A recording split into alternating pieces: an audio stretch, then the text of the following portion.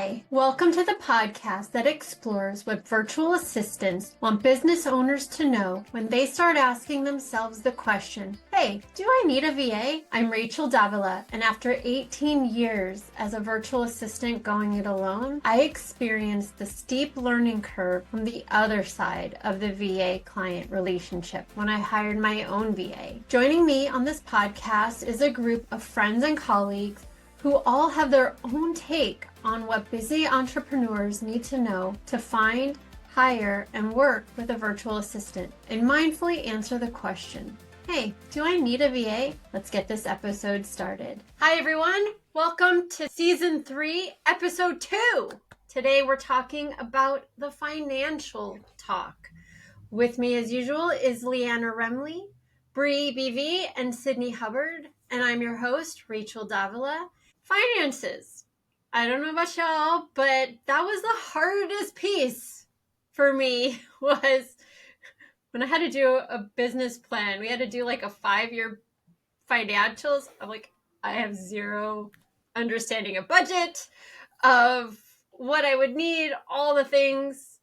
And yet I'm still here more than 20 years, almost 20 years later. So the financial talk is really for us to share with you how a VA can help you with things like setting up your business, what financial decisions you need to make, where it relates to maybe hiring a VA, or if a VA is the right support for your financial talk, right? Because in past episodes, we've talked about specialists versus virtual assistants. So when does it make sense to work with a virtual assistant, or does it make sense to hire a bookkeeper or a money coach or an accountant? So that's all part of today's episode, the financial talk. So let me ask you guys, when it comes to financials, what comes to mind for you? Maybe in terms of helping a client, or maybe in your own business and how that translates. So for me, when it comes to financials and helping my clients, I can prep them, I can set up accounts, I can do all that stuff for them with their guidance. But as far as the bookkeeping and all that stuff, that is not something I touch. I used to when I first started, and I'm like, no, I'm not a bookkeeper. And definitely not tax season and stuff. That's got to go to an accountant. There are too many laws now to be able to do it just off the seat of your pants and what you think you're supposed to do. I think too, with clients, especially if they're, depending on what phase they are in their business, I try to be mindful of like, what are going to be the income generating things that we can work on together versus the stuff that's going to help with foundations, and try to find a balance so that it's not just all outgoing to us. Like, what are some of those low hanging fruit things that we can just set up to help bring in some income and keep things going while we're getting the work started, so that there is a bit of a balance with the income coming stuff and setting up things. So it means being a little bit like strategic and thinking through what tasks are the priority tasks and then what needs to come after that, and just thinking through what the process might look like. Yeah. I don't do bookkeeping either. Basically anything that revolves around money. Yeah, there are people who that is their jam, and I am all for them taking it on. I can help set up like a process, but yeah, I don't touch bank accounts, credit card, no, any of that for my own thing. I have a hard enough time doing my own books. So, but Sydney, how about you? I think about time, because I'm a time-based worker. It's certain number per hour, and that's that. So I think when I'm talking to new clients about it, I try and give them a rough estimate of, this might take me 1 to 2 hours, and that's how much that would be for you, just so that they know. And I think that's helpful, especially in the beginning when someone's working with a VA, because you might not know how long something would take. And so I think that's how I try and manage it. And then as time goes on, they kind of, the clients get used to a certain thing taking a certain amount of time. And then whenever there's a new thing, I try and keep that in my mind. One thing we do to help support clients that might seem like a different type of service, but has kind of to do with finances is we have some clients who, like, when they put out bigger invoices or invoices in general, they don't like having that follow-up talk about like, hey, your invoice is outstanding. We haven't. So sometimes we'll play the middleman and even be like, we'll do the follow-up. Hey, you haven't paid our so and so. We're just following up. Is there anything we can do? And we take away that conversation to get them paid for work that they're doing. So that's a service that you can consider too if you have a hard time doing that conversation and you're having outstanding invoices going on and on. Yeah, asking for money is so, like, I feel it in my gut. Yeah. That's a good service. And it's funny because it seems like it ends up being received differently too. When it's somebody else asking on behalf of somebody, it seems to get a different response than that person asking directly, or even for me, that same kind of thing. So it might be something to consider that way as well. To kind of go to more of the beginning, if you're starting to think about hiring a virtual assistant, or you're looking at your budget in terms of bringing on a team member, looking kind of ahead at what that might look like in terms of your finances, a bookkeeper, an accountant, even a money coach could kind of help put that into perspective with where you're at already in your business. And like, I know when I did my business plan, I didn't even think to put a line item for getting help. So if you're in that stage, in that process, then add a line item for help. Put it in at year one or when you're getting started, even if you don't use it. If you get into that habit of looking, and it might be a small number in year one, but then it grows over the next few years as a VA helps you and your business grow. So it could just be having a small pool of money just to kind of build that foundation, just to kind of get those things under your belt. And if a financial plan isn't in your wheelhouse, it's not in mine, there are people that can kind of walk you through that and kind of talk you through that, because I don't know about you guys, but the term budget is a super scary word for me. But really all it means is I have this much coming in and I have this much going out, and this is where it goes. I don't know why it's so scary. I don't know why. But there are people who that is their jam. They love looking at numbers. They love kind of thinking about it. And I kind of like the law of attraction. Like, if you put it in there, then you'll attract enough money to make it happen, right? So, because I am so happy and grateful that I have enough funds to pay my VAs to help me do the things that they help me do. If you build it, they will come, right? If you think ahead and you plan ahead, then you will have that space and that idea for it. Bree, you had mentioned something about venture capital. Yeah, so I was talking with somebody recently and they were sharing, like, wouldn't it be great with people who are getting business loans or venture capital and things if they considered in that process adding in that line you're talking about? Maybe they put in $10,000 or $20,000 in that loan application to have somebody like a VA or a part-time support come in and help them. What that could do for their jump starting their business, right? You're kind of front loading. You could have people come in and help you with setting up processes, the things that you might not know. And that way you don't have to try and figure it out. Somebody might be able to come in with knowledge and get you going and get you started, or things like that, that would progress your business further at the beginning versus having to wait and earn enough cash to have that extra investment aside to be able to put into it. Depending on what feels right for you, that could be an option for you to consider, depending on your finances and stuff, if having that person come in.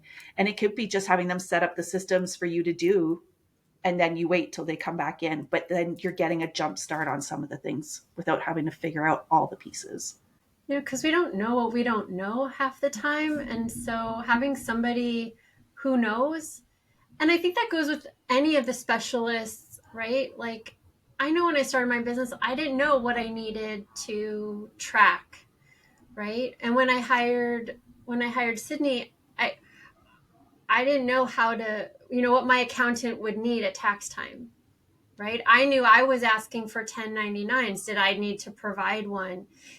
So even just having that sounding board of need, right? Like, I don't know what I don't know. Tell me what I'm not even thinking about. I love that. Like, even just having just a small amount to be able to do that, to kind of just go, well, I heard this program works good.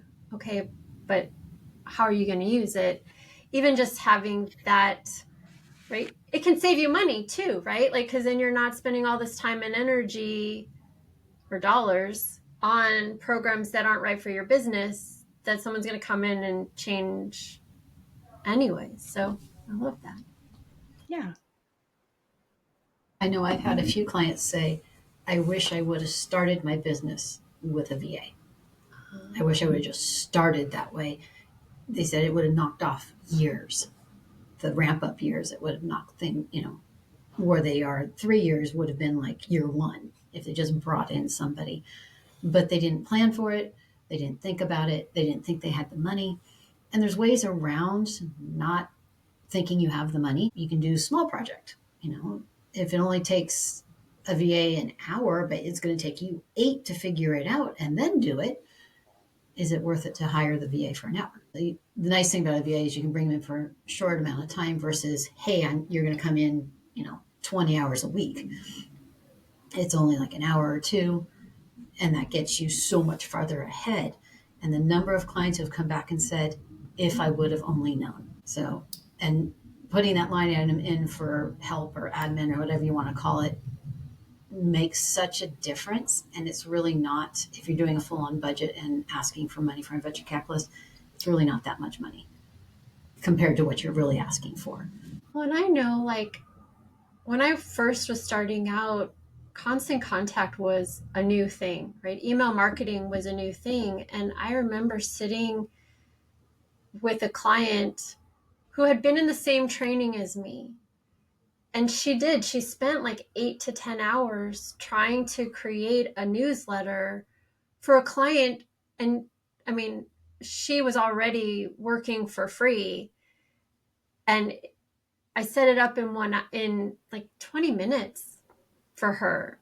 And she's like, I should have just taken the money they paid you to do it, because then I would have gotten paid for it. Yeah, that's even in startup. I love that idea of what things might be easier and cost you less to hire just to get started. I love that. Oh my gosh, you guys. Brilliant. And like Leanne said, having those project-based things frees up some of your time and things that you could put towards the capital to buy more hours, right? When you guys were starting your businesses, did you think of financial decisions? What are other financial decisions that clients need to make? Maybe not around VAs, but other things.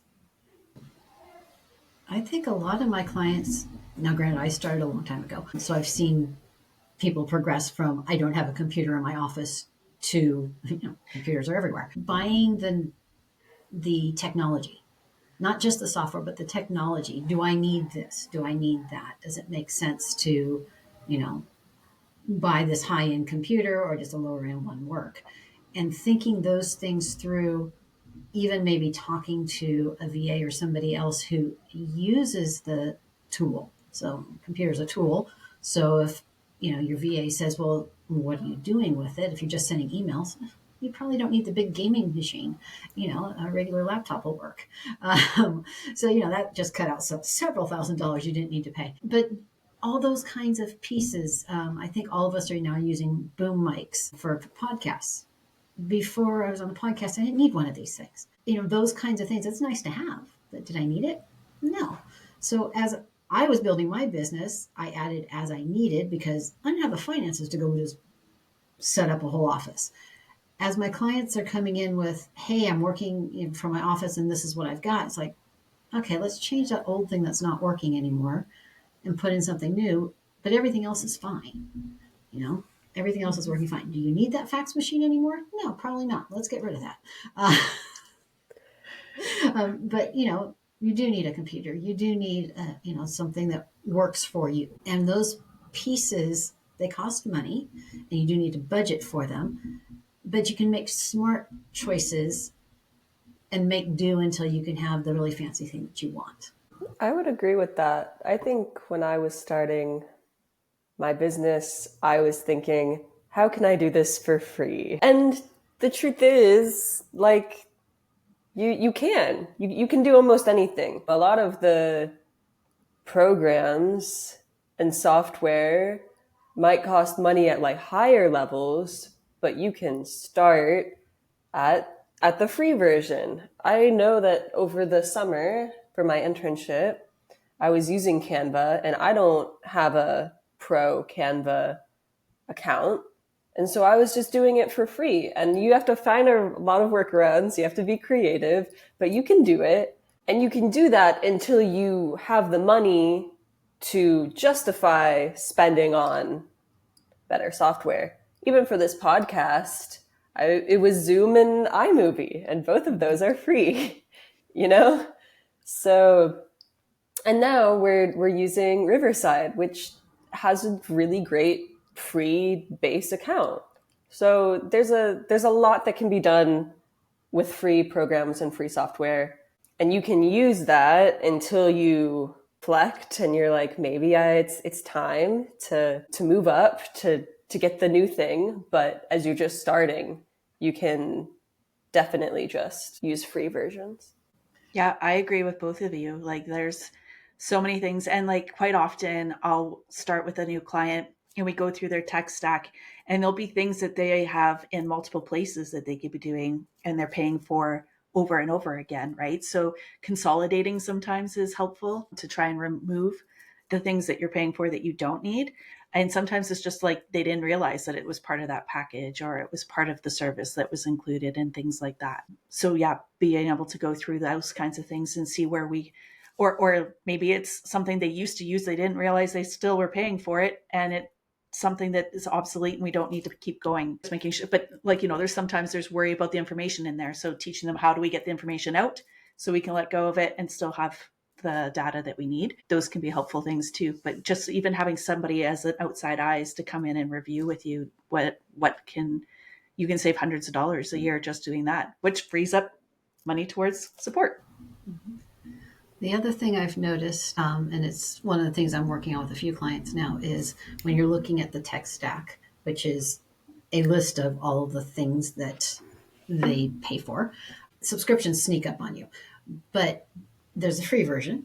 And then if you're paying for like a level, the first level up, and then you say, well, I need this service and that's over here. Now I'm paying 2. But if I just bumped up this service, now it's cheaper than paying for the second service. So sometimes going through and looking at what does each level of each service provide you. So there's the free, and that gives you base stuff. And then there's the next one up, and that gives you some stuff. The really good stuff, the real stuff you really want, is usually way higher up.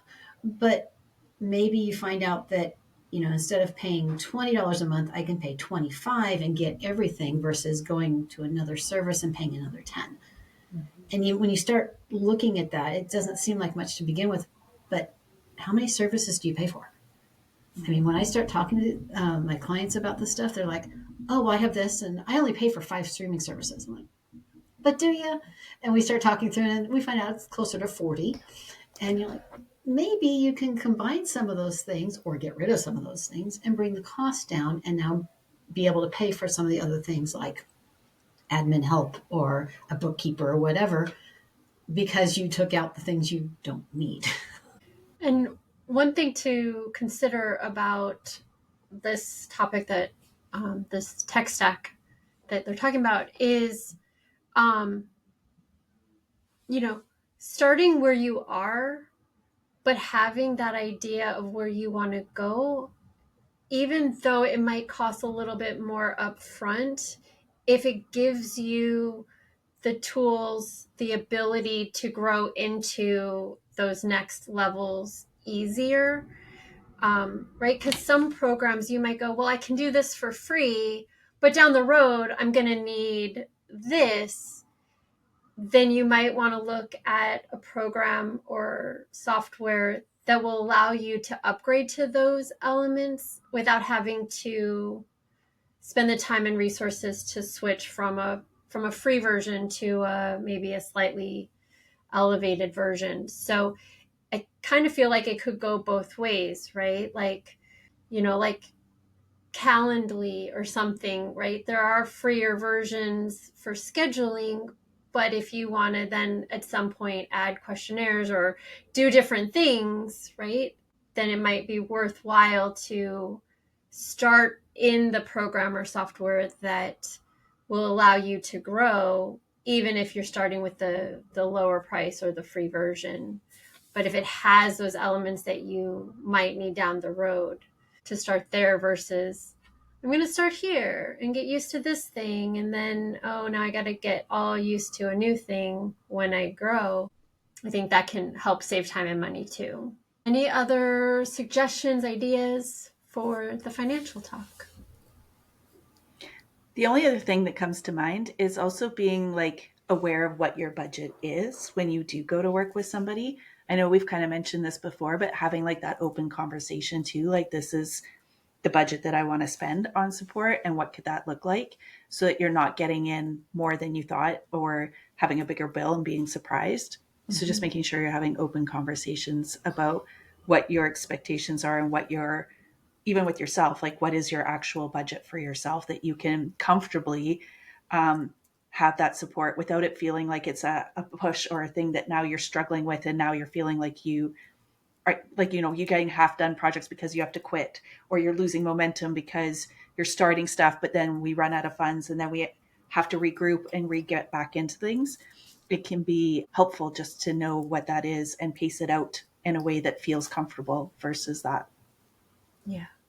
Okay. Well, thank you everyone for joining us today on season 3, episode 2, the financial talk. If you have any questions for any of us, you can email us at heyvapodcast@gmail.com.